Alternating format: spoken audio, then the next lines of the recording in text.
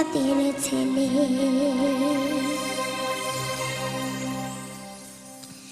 ওরে কার কি বা বলি ওরে, ওরে কার কি বা বলি ওরে দিশে না মেলে। লোকে বলে লালন ফকির কোন জাতের ছেলে, লোকে বলে লালন ফকির কোন জাতের ছেলে।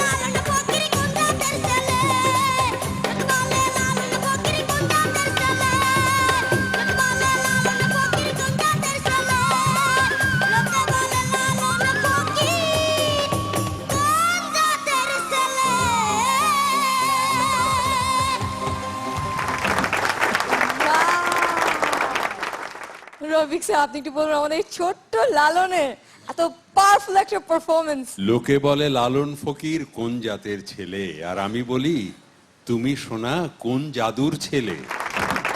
তুমি তো একেবারে জাদু করে ফেলেছো, জাদু করে ফেলেছো, চমৎকার।